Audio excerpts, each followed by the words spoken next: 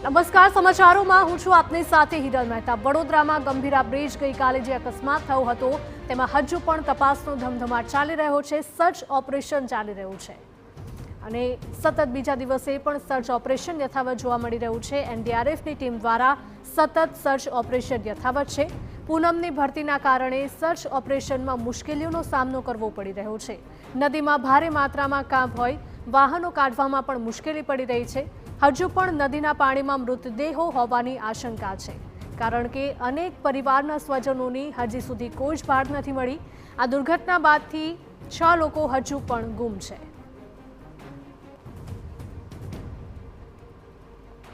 મહીસાગર નદી પરના બ્રિજ તૂટી પડવાને 24 કલાકનો સમય વીતી ગયો છે। વહીવટીતંત્ર અત્યારે કાદવમાં ઉતરેલું જોવા મળી રહ્યું છે। દ્રશ્યો બતાવવાનો પ્રયાસ કરીશ। ઉચ્ચ અધિકારીઓ અત્યારે નદીની અંદર આવ્યા છે અને કાદવ ગોલી અને બોટમાં બેસીને સ્થળનું નિરીક્ષણ કરી રહ્યા છે। સૌથી શરમજનક બાબત એ છે કે થોડા દિવસ પહેલા આ જ વહીવટીતંત્રના અધિકારીઓ જો જાગૃત અવસ્થામાં આવ્યા હોત તો આ પ્રકારની ઘટના કદાચ બની જ ન હોત।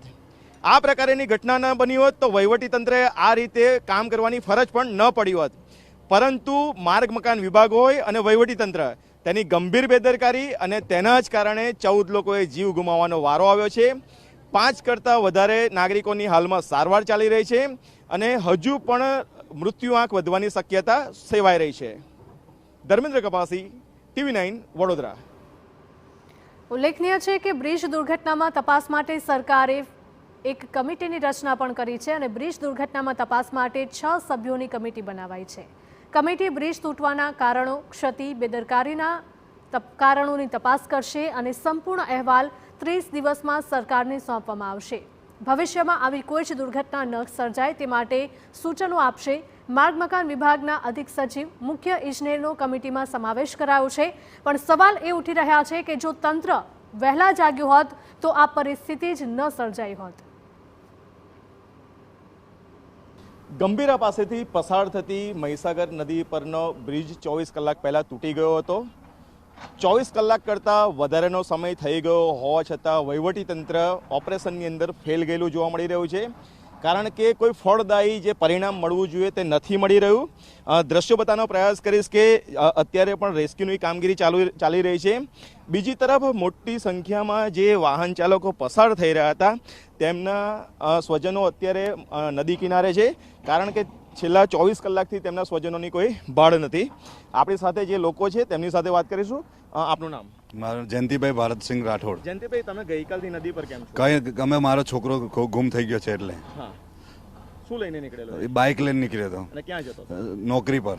કઈ જગ્યાએ? પિલુદ્રા। અચ્છા, તો જે ઘટના બની પછી કોઈ માહિતી મળી વહીવટીતંત્ર તરફથી? કોઈ તંત્ર પરથી માહિતી અમને મળી નહીં। અમને તો ધક્કા મારીને છેટા ખાટો એમ જ કહે છે। તમને શું લાગે તમારો દીકરો? આજે 25 કલાક થયા પણ હજુ કોઈ બોડીનો કે કઈ એનો કોઈ પતો નથી અમને। બરાબર। શું નામ તમારું? ચૌહાણ બળવંતસિંહ માનસિંહ। તમારો કોણ પરિવાર છે? ભત્રીજો છે મારો। એ ક્યાં જતા હતા? આણંદ ટ્રેનિંગમાં જતા 4 દિવસથી। શું લઈને? ડિસ્કવર લઈને। અચ્છા, તો ગઈકાલથી એમનો કોઈ પતો મળ્યો? 7:30 થી 7:40ના ગાળા દરમિયાન અમને ખબર પડી કે આ બ્રિજ તૂટી ગયો છે। ત્યાર પછી તપાસ કરી તો એનો મોબાઈલ સ્વિચ ઓફ આવતો હતો। ત્યાર પછી અમે અહીંયા આવ્યા છીએ। આજે 25 કલાક થઈ ગયા છે, પણ તંત્ર હતું બેદરકાર એટલું છે કે કોઈ કાર્યવાહી કરતું નથી। રાત્રે 9 વાગે કામ બંધ કરી દીધું હતું તંત્રએ। એકદમ બેદરકારીથી એક કામ કરી રહ્યા છે। એટલે તમારા પરિવારની જે મૃતકો છે એમની લાશો તો મળી જ નથી? ના, નથી મળી હજુ। અચ્છા, તમારું કોણ છે સ્વજન? મારો દીપક પડિયાર છે। એ મારો સાળો થાય છે બામણ ગામનો।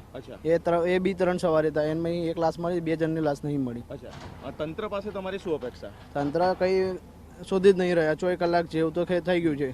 અચ્છા, તમે જે ઘટના સ્થળ પર અત્યારે ઊભા છો, તમે જે જુઓ છો કેટલી મુશ્કેલી પડી રહી છે કામ કરવામાં વહીવટીતંત્રને? મુશ્કેલી તો ઘણી પડી રહી છે।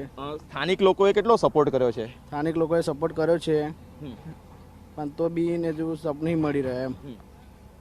સૌથી ગંભીર બાબત એ છે 24 કલાક કરતાં વધારેનો સમય થઈ ગયો હોવા છતાં પણ ઘણા બધા મૃતકોની ડેડ બોડી નથી મળી રહી અને તેના જ કારણે તેમના પરિવારજનોની અંદર ચિંતાનો માહોલ જોવા મળી રહ્યો છે।